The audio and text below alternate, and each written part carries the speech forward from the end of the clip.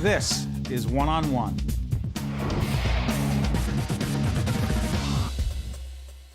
Welcome to One-on-One. I'm Steve Adubato, back by popular demand. You like that? Yes. And wearing a tie that matches mine. We did not coordinate this. Dr. Joel Bloom, president of NJIT, New Jersey Institute of Technology. How you doing, doctor? I'm doing fine, thank you. A lot going on in the city of Newark. Make the case that Newark is, quote unquote, a college town. That's what's being said in the role of NJIT in all this. Well, 55,000 students, staff, and faculty are in Newark. We've got a number of colleges and universities. Of course, we've got the new Rutgers Biomedical and Health Sciences University. Is something going on at Rutgers I hadn't heard? Yeah, a couple things, a couple parts are moving around. Rutgers Newark, our long-term partner of NJIT. NJIT, Essex County College, preparing a lot of the workers of the future. Seton Hall Law School, right? So, you know, Berkeley's there as well. So it's vibrant. A lot of very smart people there. We have a faculty, staff, students coming in every day. When you look at the eastern seaboard of the United States, New York, Boston, Washington, D.C., Philadelphia, Newark, fifth largest, most densely populated on the east coast of higher ed institutions. But Joel, look, we've had Cory Booker, the mayor as we speak, okay, engaged in other political activities right now. Yes. Look, we've had this discussion about Newark renovating, revitalization for years. The crime situation persists. The image and brand and reputation issue persists. What makes this different? Outcomes, results, okay? Panasonic's coming into the city. Prudential's building a new tower. Hess is building in the city. Baxter Terrace, the last of the housing projects, is gone. We're talking about one of the worst housing projects in the nation. Yes. Newark had a mobile police unit there for the 20 years I've been working in the city. It's gone. Baxter Park is up, 90 new residences, very attractive. It runs the gamut of incomes. So you see at least 1,000 new residential units, what is it, about 1 million new square feet of office space, 300,000 square feet of retail space. It's the outcome, it's the results. The administration, the city administration said this is what we're doing. Parks, businesses, higher ed institutions, hospitals. So we see the growth. And also, by the way, I should mention, full disclosure, we are partners with the New Jersey Performing Arts Center and John Schreiber. Some good things happening there. Outstanding. But you always have to watch out for the crime thing. I'm going to go back to that. How do you deal with the fact when there's violent crime, there's a murder, there's something terrible that happens? How do you deal with that by keeping your students and faculty feeling safe and secure downtown Newark? Well, you know, in the case of the University Heights, where, you know, 3 or 4 of these institutions are cheek by jowl located, we have a security force, 30 armed police, 30 other security officers. Rutgers has a comparable number. The Biomedical and Health Sciences University has a comparable number. And Essex County has a comparable number. So our students feel safe in the city. It is a city, it's an urban center. I did all of my education in the other city across the river, and you're cognizant. We orient our students, we orient our faculty. This is where you're working. But the richness of the city, all of those co-located higher ed institutions. What does that mean, co-located? Well, we're just next door to each other. We share faculty, we share facilities, we share students. Aren't you in competition with each other? Competition is good, but we also have a great opportunity to share. The biomedical work that we're doing is compatible with what Rutgers is doing in biology, which we're doing as well. For example, stents, implants.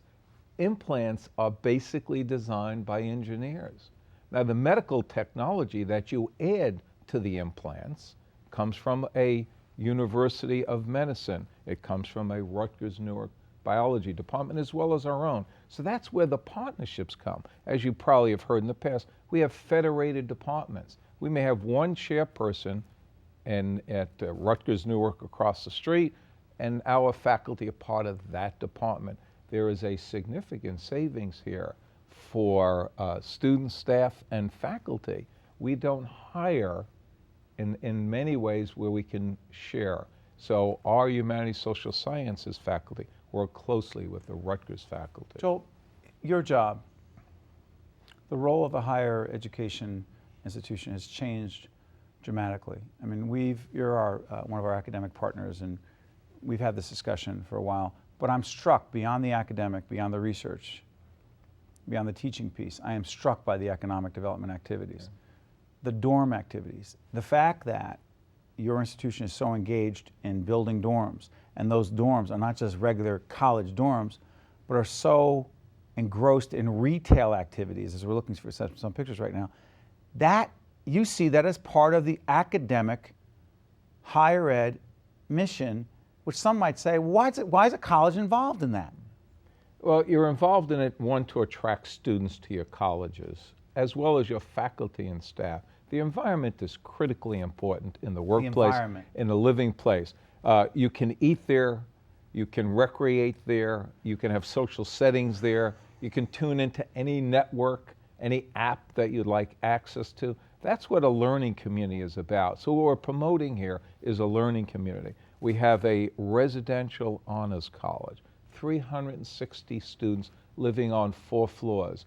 On that second floor of the same building are state-of-the-art labs, studios, network places where students can learn in a community. The first floor, there's a restaurant, there's a convenience store, there's a fitness center. It's a total learning community. How do you do all that and keep tuition affordable? Oh, that's a massive capital investments. So you look for development partners. We had one on this project. You fundraise. People give money to things that are successful. The Albert Dorman Honors College at NJIT. I happen to be the founding dean. We started with 23 students 18 years ago. 700 students now are in the Honors College. These are students, the top 10% in the nation. Look what that does for the workforce in New Jersey, assuming a good number of them stay here. What it does for the economic development in the state of New Jersey. These are very smart kids. They are leaders. They are our future. So we do that. We have to do that. Before I let you out of here, do you sometimes feel like you're more of a CEO and less of an academic college president, or are they one and the same? No, they're different. They're different. And yes, you operate today more like a CEO. When I got into higher ed institution, I was a latecomer to it. Nobody marketed, nobody advertised. Branding. Branding, a term that we will all live with for. Right. So yes, forever. So it's a very different environment. It's a highly competitive environment, which is, again, competition is good. It brings out the best usually in most of us. Joel Bloom, president of NJIT. The branding is going pretty well right now. Thank you. New Jersey Institute of Technology. Thank you, Joel. Appreciate it. Always a pleasure. Stay with us. One-on-one will continue right after this. Branding.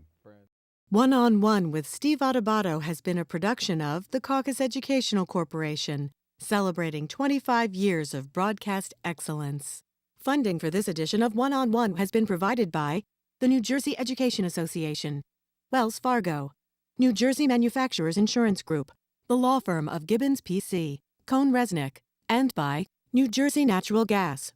Transportation provided by Airbrook Limousine, serving the metropolitan New York, New Jersey area. One-on-One with Steve Adubato has been produced in partnership with St. Joseph's Healthcare System. This program has been made possible in part by New Jersey Institute of Technology.